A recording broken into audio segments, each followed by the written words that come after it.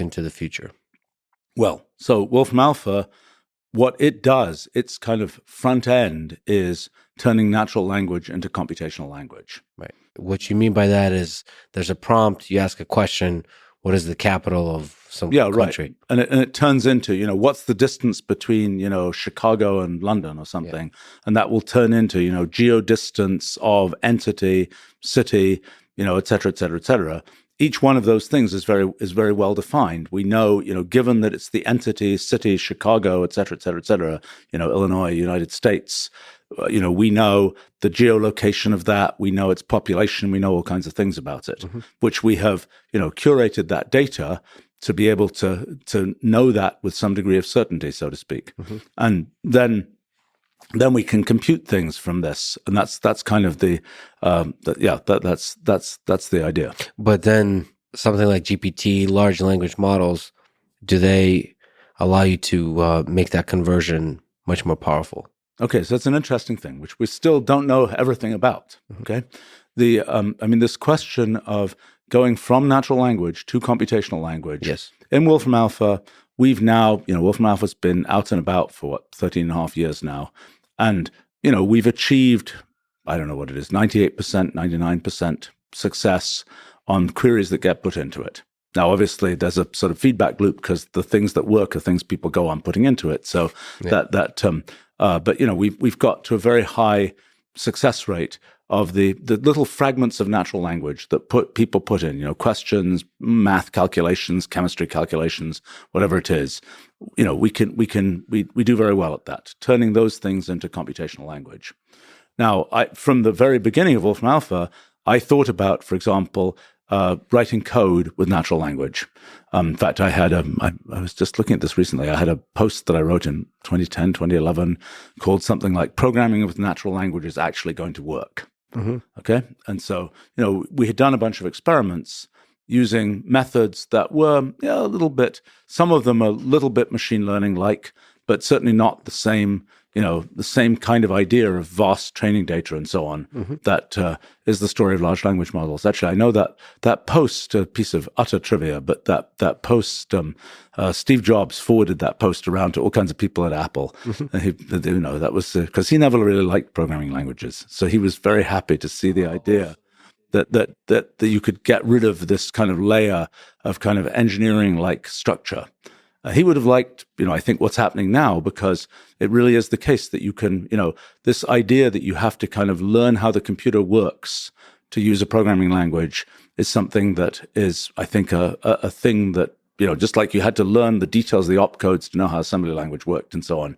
It's kind of a thing that's a limited time horizon. But kind of so this idea of how elaborate can you make kind of the prompt, how elaborate can you make the natural language and abstract from it computational language?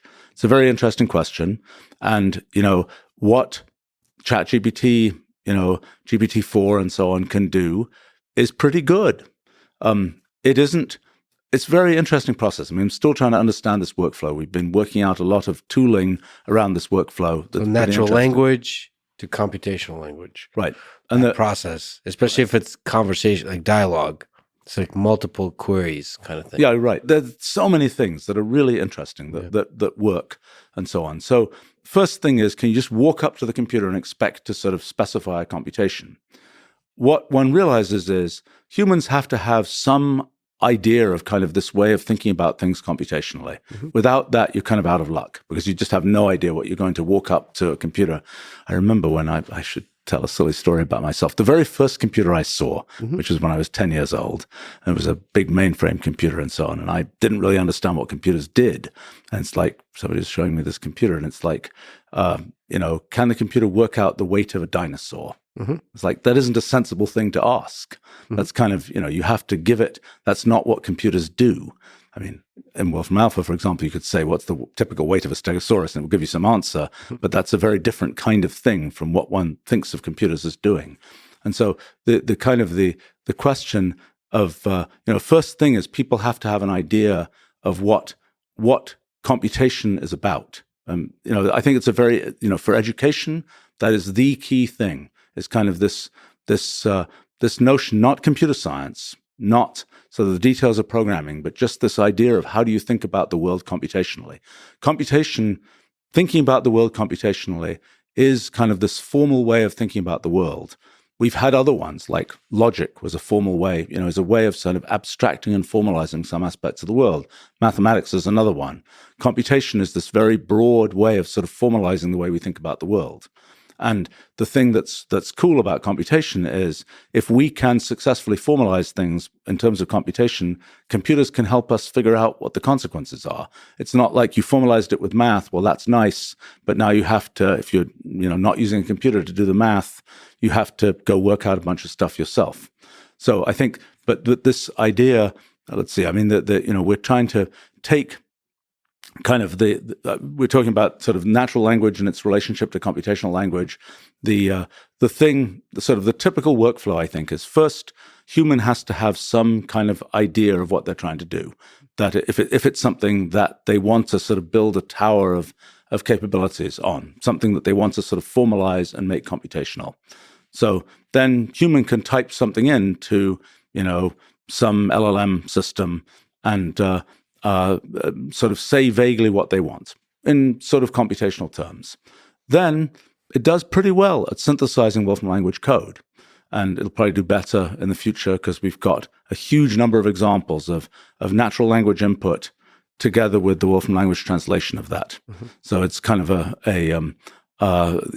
that's a thing where you can kind of extrapolating from all those examples makes it easier to do that task.